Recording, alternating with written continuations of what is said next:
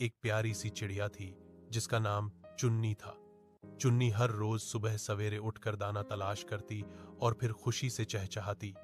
एक दिन उसे एक जादुई सुनहरा बीज मिला। बीज से रोशनी निकल रही थी। चुन्नी ने हैरत से कहा, यह कैसा बीज है? मैं इसे अपने घोंसले में रख लेती हूँ। रास्ते में उसे एक उदास चींटी मिली। चींटी बोली, मेरा सारा खाना बारिश में बह गया है, मुझे आज कुछ नहीं मिला। चुन्नी ने अपना जादुई बीज देखा और फिर चींटी को देखा। उसने सोचा, अगर यह बीज जादुई है तो शायद दूसरे बीज भी मिल जाएंगे। पहले इस छोटी की मदद करती हूँ। चुन्नी ने वह सुनहरा बीज चींटी को दे दिया। चींटी खुश होकर बोली, शुक्रिया चुन्नी, अल्लाह तुम्हें बहुत खुश रखे। चुन्नी ने मुस्कुराकर अपनी उड़ान जारी रखी। अगले ही दिन जब वह अपने घोंसले में आई तो वहां सोने जैसे चमकते हुए कई बीज रखे थे। साथ एक पर्ची पड़ी थी, जो दूसरों की मदद करता है जादू उसके साथ खुद चलकर आता है। चुन्नी की खुशी का कोई ठिकाना न रहा।